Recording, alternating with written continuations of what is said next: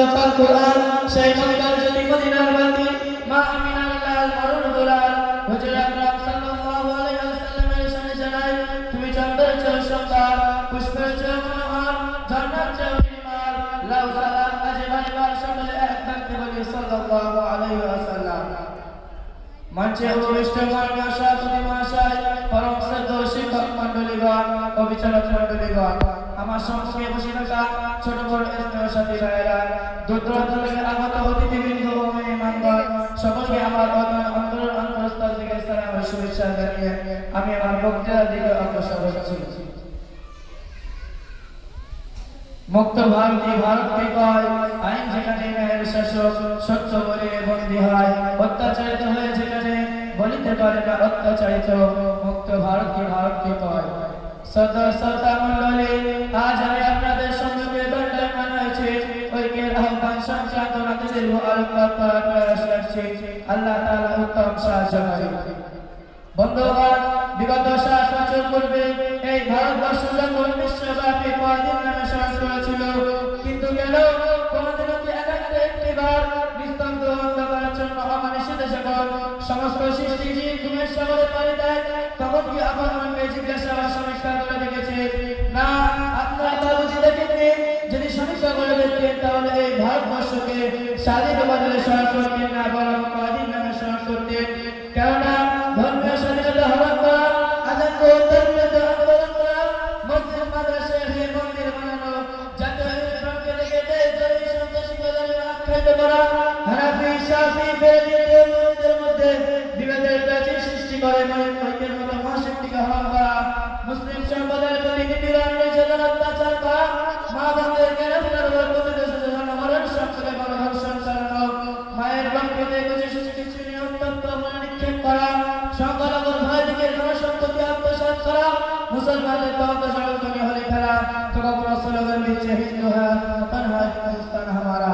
हाय अफसोस, शत अफसोस, মুসলমান ভুলে গিয়েছিল গুজরাটের সেই মানবরূপী নরদমদের মর্মান্তিক কাহিনী। না বলে ইতিহাস সংগ্রাম করে নিবদ্ধ করে রেখেছে, মনের গভীরে প্রতিশোধ উত্তপ্ত কৃষ্ণতা উদাও করে চলছে, তো অন্যদিকে আওয়াজ করছে মুসলমান ভারত চান নাই কোরআন চান।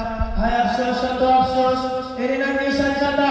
তাই যদি হয়ে থাকে তাহলে আমরা আপনাদের মতো বুদ্ধিজীবীকে জিজ্ঞাসা করতে চাই যে আজ থেকে 7 বছর পূর্বে এই ভারতবর্ষ যখন সাম্রাজ্যবাদী ব্রিটিশদের অধীনে ছিল, তখন তারা পরাধীন নামে আখ্যায়িত করেছিল। কিসের জন্য হাসতে হাসতে বসে বসে মারা গিয়েছিল? বিবিকে বিধবা, বসে শিশুকে দিন বানিয়েছিলেন।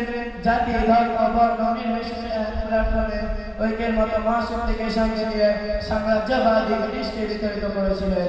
কুল্লু জাহিদিল্লাদের এইদিকে দৃষ্টি নিক্ষেপ করে যে 200 বছর মুসলিম ইসলামরা ইসলাম ধর্মকে অপরাস্ত চলেছিল, তবে মনোবিদ হয়নি।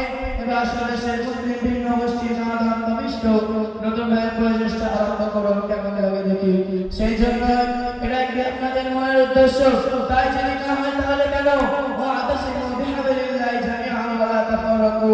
অর্থাৎ আল্লাহর রহমত তোমাদের শিখেছে যে হানাফি শাফি বেরেলভীদের মন্দিরের মধ্যে বিভেদ সৃষ্টি করে আত্মকেন্দ্রিকতার লোক সংস্কৃত করে বিশ্বের মানবরূপ জানাতে রাতে লাঞ্ছিত বঞ্চিত অমানিত পদ্ধতি হচ্ছে।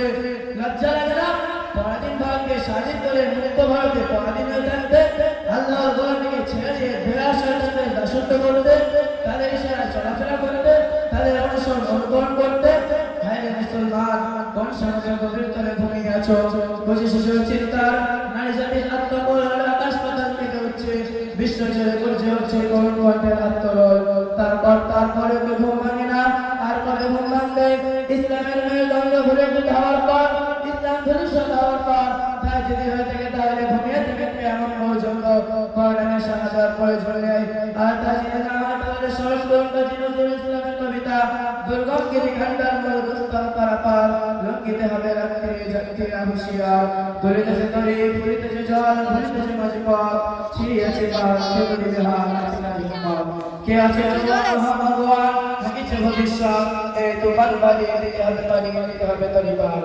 শ্রোতা মণ্ডলী, অতি বাস্তব কথা বর্তমান মুসলিম সমাজে গভীর সাফল্য করে নিমজ্জিত করে রেখেছে। এমনই জানি জনসংখ্যা মরুভূমিতে তরলতা পতিত হয়েছে। আকাশ সর্বমকে সুতরাং সাগরের জল সৃষ্টি করতে হবে, জনশূন্য মরুভূমিতে করুণা নদী অরণ্যে পরিণত করতে হবে, ঘোর মানুষকে উজ্জ্বল দিগন্তে পরিণত করতে হবে, কাঁটাবি জনপদকে ফুলের রাস্তা বানাতে হবে। আরে এমন কঠিন যেমন কাজী নজরুল ইসলাম আপন কান্ডারি হুঁশিয়ারির মধ্যে বর্ণনা করেছে। ঠিক তেমনি তবে সমস্যা যতই জটিল হোক, পরিস্থিতি যতই কঠিন হোক, বিচলিত হলে চলবে না। সমস্যা মাত্রই সমাধান আছে, আছে তার সঠিক পন্থা। তবে এই কথা ছিল স্মরণীয়, মা ইদরাকু কুল্লুহু লা ইদরাকু কুল্লুহু, অর্থাৎ যেটা সম্পূর্ণরূপে বাস্তবায়ন করা সম্ভব নয় সেটা সম্পূর্ণরূপে পরিত্যাগ করা উচিত নয়। যতটা সম্ভব প্রচেষ্টা চালানো দরকার, ফলাফল সৃষ্টি জগতের স্রষ্টার হাতে। এদিকে দৃষ্টি জল নিক্ষেপ করে কোরআন হাদিসের জীবন বিধান সঙ্গে নিয়ে আল্লাহর একত্ববাদের ঐক্যের আওয়াজ তুলুন। বাতাসের গানে গানে, মানবের শিরে শিরে গর্জে তোলে ঐক্যের আওয়াজে ধ্বনি।